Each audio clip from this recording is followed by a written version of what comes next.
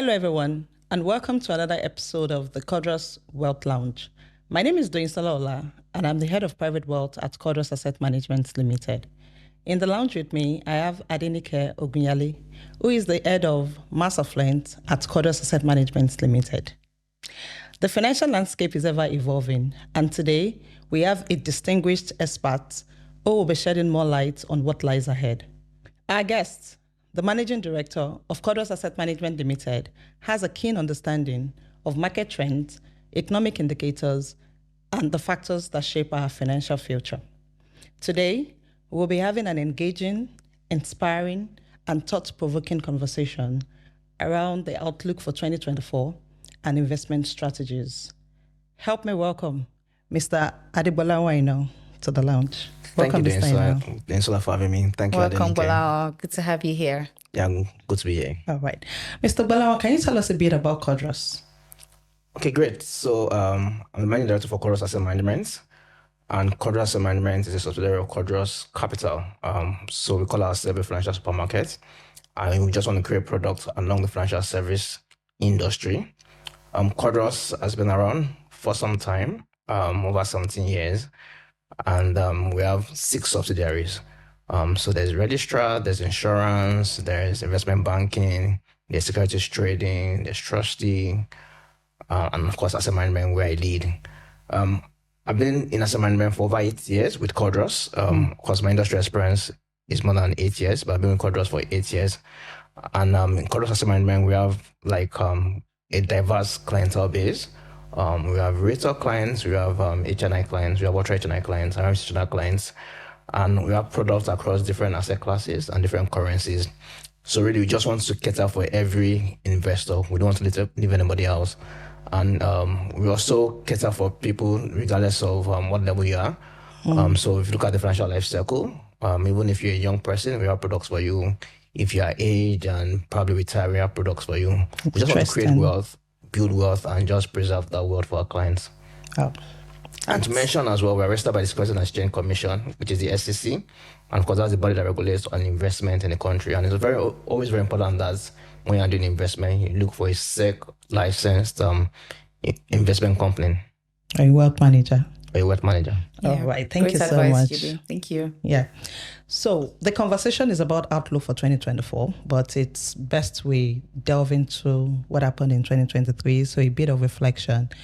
So looking back at 2023, what are the key learnings from 2023? Yeah, so many learnings from 2023. And I'm in conversation with people. I think 2023 is a year that some people want to put behind them, but some other people had it very good in 2023. So it was mixed feeling. But I think one particular thing in 2023 was it was an election year. And in Nigeria, election years things are usually quite slow election year because people don't know who's going to be in government or who's going to be in power. And for the first time in Nigeria, we have 3 major parties contending. In the past, it had always been 2 major parties, the leading party and another party. But for the first time, we have 3 major parties and from the different parts of the country. So it was really keenly contested. We didn't know who was going to win. But the election held, there was a winner. Although there was a lot of court cases, but Supreme Court eventually ruled. And of course, we had the handover. And something quite significant from the handover, of course, the president announced subsidy removal. And what that meant was that PMS price went up from when it was removed. And of course, people are buying for or PMS times 4 compared to what they were buying last year. So that means the inflation rate actually went up. Before the election, for instance, there was the currency redesign. There was a cash crunch, and interestingly, some people were using their cash to buy cash. Some people had money in their account, they couldn't spend it, and it was sort of a dark period because some people actually lost their life during that cash crunch.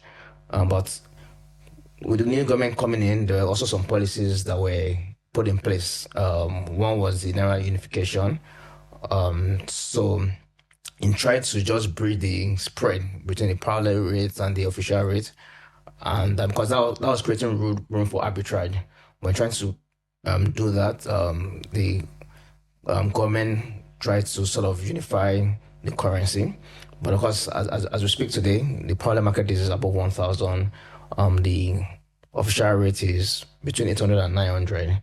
And that has really affected a lot of things because we're import dependent in Nigeria. I'm sure you're using an iPhone. Of course. Probably using an iPhone as well. And probably your dress that you're wearing, you probably imported as well. So that import component really affects or feeds into our spending. So last year was a period of high inflation. And it wasn't just peculiar to Nigeria, it was a global phenomenon. And we saw last year as well, global central banks increase rates across the globe in a bid to just tighten and rein in or tame inflation. So last year was a period of high inflation. It was a period of high interest rates, somewhat, just in a bit to just tame inflation as well. And for the banks, that sort of exchange rate unification sort of profited them because most of them recorded bumper exchange rate valuation gain. And so that was what it was. So we had the election, there was the currency redesign, some major policies, the PMS, subsidy removal, exchange rates. And of course, there was a landmark inauguration last year as well. The Dangote refinery was inaugurated. True. And we're already seeing production in 2024. Okay. Thank you so much for that, Bolawa. So what's your outlook for the year ahead, 2024, I mean? Yeah, so I believe 2024 is going to feed in from whatever happened in 2023. So it's more like continuing. Actually, 2023, a lot of things that happened was a fallout from COVID. Right. So COVID was a period where most of the economies went into recession, and in a bid to sort of reflate economies, we saw central banks bring down interest rates, and they sort of had an expansionary policy. Most of them had intervention programs, they had palliative programs. So they sort of pumped money into the system. And post-COVID, because there was too much liquidity in the system, that sort of caused high inflation environment.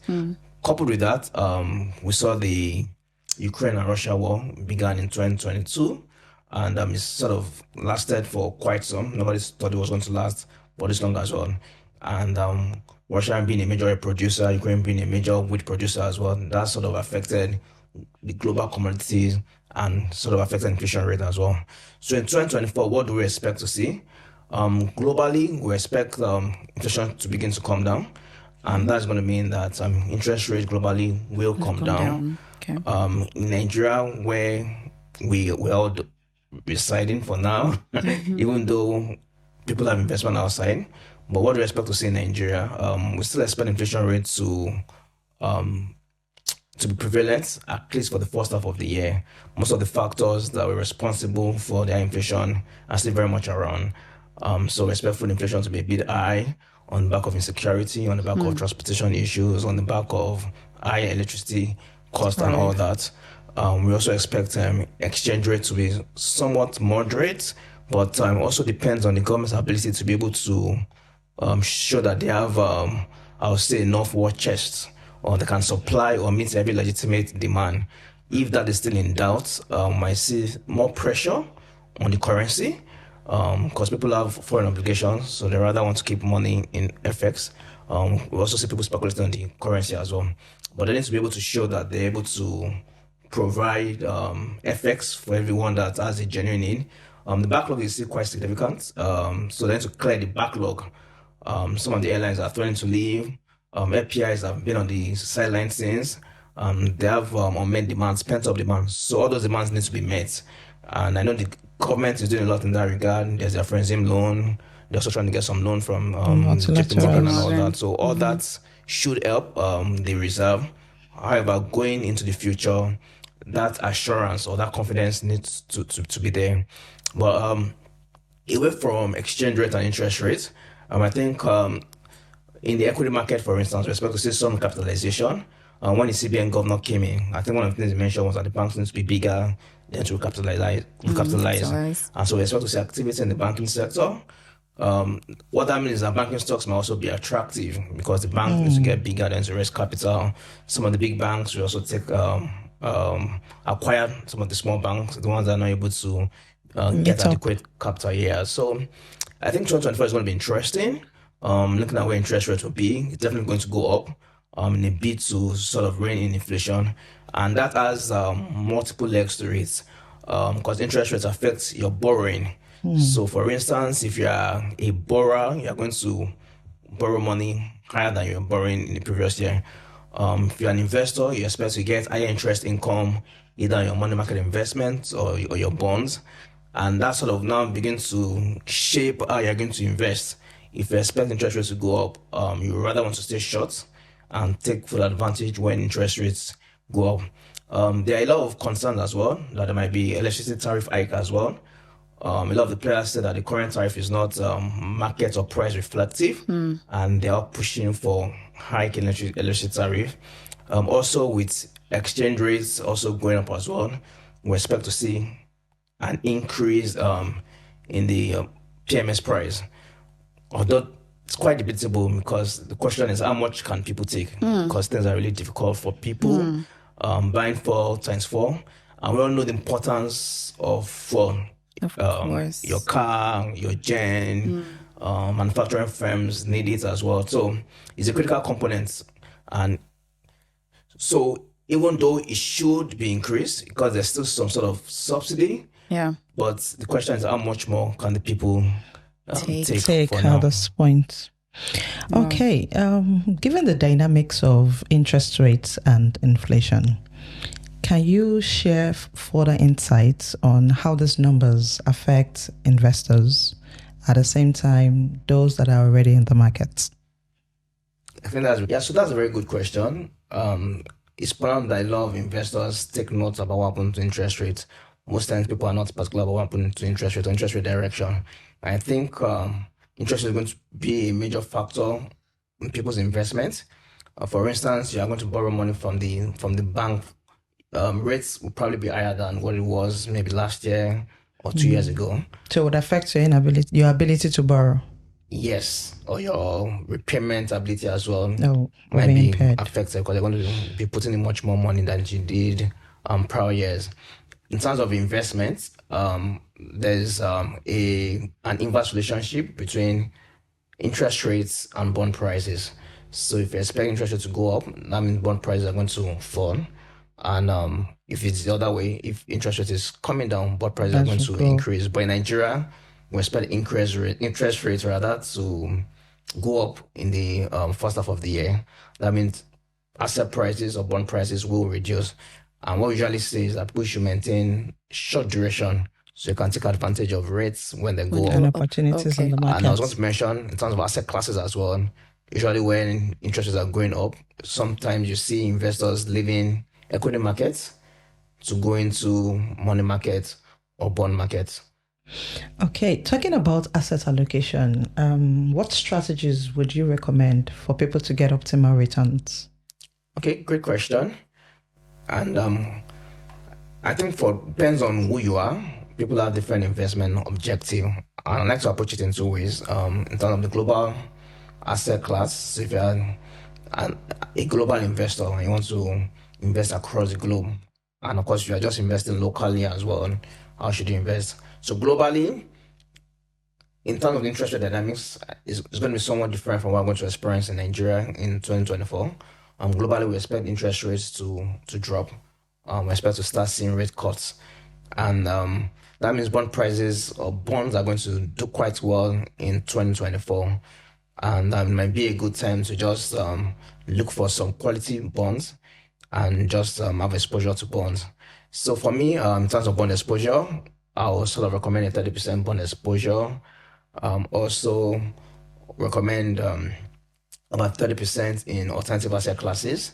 That will sort of give you an inflation edge, also give you sort of higher return than what you are getting in the traditional asset classes. There's usually sort of a premium in what you get in alternative asset classes. And by alternative asset classes, I'm talking about commodity and real estate.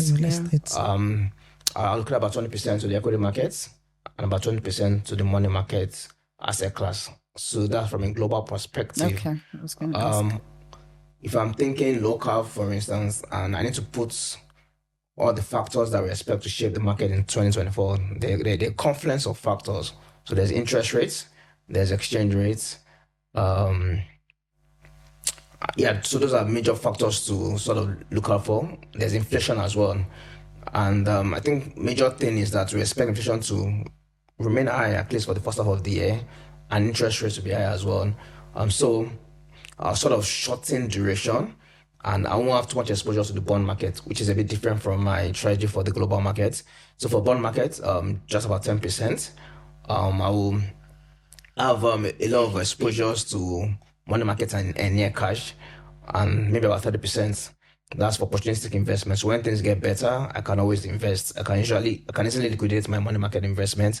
I also have about 20 to 30% exposure to the equity market. For the equity market, this year is going to be somewhat a good year. It already began on a bullish note. The banking capitalization is going to sort of change some dynamics in the banking sector. Some telecoms player, for instance, we are bullish on MTN. We think the voice data, even though it will dwindle, we expect them to begin to record good gains in terms of data revenue, rather. We also expect revenue from the PSB, the Payment Service Bank as well. That's going to filter into the telecoms sector. I'm not too bullish on the manufacturing, and really because of inflation. So a lot of them still face the FX challenge. In 2023, most of them recorded FX losses because they had FX loans, and when it was revalued, so that impacted their balance sheet. So some of those factors are still very prevalent. PMS affect them as well. So a lot of their inputs is going to be expensive. But if I'm to just sort of pick from some certain sectors, so I'll pick banking, I'll pick telecoms, industrial, because we expect the government to sort of reduce some of the infrastructure deficit that we have. So there are going to be a lot of projects. But in industrial, I'm sort of bullish on Dangote Cements and on Waco. And that's for 2024? 2024, yeah. In terms of the equity pick, yeah. Okay. Because I'm thinking about the infrastructure development. Like, it's not going to take the entire year for it to actually, churn out the results that we expect? Might even take more than a year. But it just means that those companies are getting projects, and that's going to impact on their revenue. I see. Okay, so it's also safe for investors to take position in those assets? Absolutely. But what I would say is that it's always good to also speak to a professional, because prices are not static. Of course. And you invest in the equity market based on valuation. So even if Dangote Cement was good yesterday, if it has moved in price, it might not be such a good bargain as well. So always good to take position, speak to a professional before sort of making any equity investments. Any investment decision. All right. Okay, but now I would like to ask, right, in your assessment, what are the emerging opportunities for investors in the current economic landscape? Okay, very good question, and sort of similar to maybe the other question, but I'll just answer it in a different way. So it's not all doom and gloom. There are opportunities. Yeah. And what we expect to, so I'll speak on asset classes and where the opportunities lie. So in the money market space, I expect to see a lot of commercial paper insurances. Okay, great. Last year there were so many commercial papers. Some of them are going to mature, or they even began to mature. And what we see is that we're going to expect maybe some rollover or some new insurances as well. That means that investors should be able to invest in those CPs or commercial paper at a higher rate. The government expects also borrow a lot. The budget deficit is about 8 trillion. So we expect to see a lot of borrowings, domestic and euro bonds. And of course, that means that rates will go up. But I guess what people just need to know is the entry points on when to enter some of those asset classes. So for bond yields will go up this year. And that means people are investing in those bonds at a much cheaper level than they would have last year. I think for banks, a lot of banks are going to sort of have it good in terms of interest income. With rate going up as well, that means some of them record good interest income on their loans. I think FX as well. While I'm not tempted to speculate on FX, I would say is that people should sort of look for ways to earn FX revenue, either as a business. If you have FX inflow as well, there are a lot of FX products that you can invest in. There are ETFs, there are dollar mutual funds that you can invest in, and most of them have sort of good rates. There is approaching double digits. And That's that sort of gives fantastic. you, a twin benefits of edge of currency and attractive interest rates. Okay, fantastic. Thank you so much for that. Yeah, thanks, Adenike. Now, staying on asset allocation, why is it that a lot of people don't like investing in mutual funds, given the benefits that you can derive from that asset class? Okay, interesting question. Let me rephrase the question. Why is there a lot of Nigerians that like to invest in mutual funds? Okay. Because if you look at the data abroad, most of them invest through mutual fund as opposed to investing directly. So there's a data mutual fund as a percentage of GDP. In developed markets, that figure is over 100% of GDP. But Nigeria, mutual fund as a percentage of GDP is just about 2%. That means most people hardly invest through mutual fund. And there's a lot of factors. Some is social. I think in Nigeria, there's this DIY. You like to do things yourself. You think that anybody that is doing something for you is taking advantage of you. And people just feel that they have the skill. But really, investment is a skill. It's the same way you go to a doctor, for instance. For a doctor sort of prescribe any drugs for you, he needs to do like a diagnosis. Sure. And based on whatever the diagnosis is, it now recommends a drug for you, which is investment as well. Before you recommend the investment for anybody, you sort of need to do like a risk profiling of that person, and based on the risk profile, you can then profile investments. I usually say something that not every good investment is good for everybody because objectives are different, objectives differ. But mutual fund is, for me, a go-to, and the advantages are numerous. The benefits are numerous. One is professionally managed, and everybody that offers mutual fund in Nigeria, they're regulated by the SEC, and it's quite affordable. With as little as 2,500, 5,000, 10,000, you can invest in mutual funds. Enjoy the benefits. And the beautiful thing is that you still get the benefit of someone that has that large amount of money because it's a pool of funds, and that pool of funds is invested on behalf of every unit holder. So that's what you call bargaining power. Think of someone that has 10,000 and goes to the bank, for instance. The bank wouldn't give anything attractive on that 10,000. And this is not saying that banks are not doing enough, but fixed deposit rates are not that attractive. If the money is not a lot, is volume driven. But if you do a mutual fund, the mutual fund is able to get maybe 10,000. That's in a lot. Places. That's in billion. And that mutual fund manager takes that same amount to the bank and is able to get that rate, maybe 13%, 14%. And every investor in that mutual fund gets the same rate. Irrespective of your value or your balance. Irrespective. So there's economies of scale, there's affordability, there's attractive return, there's professional management, and it's endless. And because it's through a professional manager as well, there are different mutual funds. I think we need to understand that. So sometimes people have high risk level or high tolerance for risk, but they're only looking at the money market mutual fund. There are mutual funds that can meet the objective, which is an equity mutual fund. So you need to understand your objective, what you're trying to achieve, and based on that, you invest in the proper mutual fund. Absolutely. Right. Overall, I think it's lack information that's not driving that space. If people understood what mutual funds were, I'm sure they would buy into it. They would buy Absolutely. into it. Okay. So one more question before we wrap up. Why is diversification so key in portfolio management or in wealth management? Well, I love the question because it takes me back to my early investment days. And what I told is that you don't put all your eggs in one basket. And really because asset classes don't all behave the same way. And my mind goes back to 2008 when we had the stock market crash. Some people had all their investment in the equity market. And when the equity market crashed, they lost everything. Some other people were a bit diversified across real estate, across money markets, and they were able to just absorb the shock better. And I remember one story, which I love to share, about someone that's retired, and he put all his gratuity or his retirement benefits in a very, very risky investment. Initially, he just put about 10%, and when he did it, he got his return. It was Subsequently, he attractive. put 20%, got his return, put 30%, got his return. And in his mind, this thing was too good to be true. And like every rational investor, you just want to hit your jackpot. And when he said to put 100%, that was when there was a crash. Oh, wow. And he lost everything. So rather than spending his retirement all over the world, he's sort of spending it in penury, which is quite painful. That's sad. With diversification, you could have minimized The risk. minimize the risk. And I guess it also wasn't too conversant about this financial life cycle. We had retired.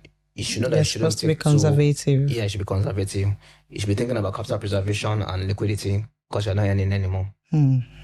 Thank you so much, Mr. Ino, for joining us for today's episode. You would agree with me that today's conversation has been very insightful. Certainly. It was an amazing session. We learned so much. Thank you so much for sharing your knowledge with us. Thanks Thank for you. having me.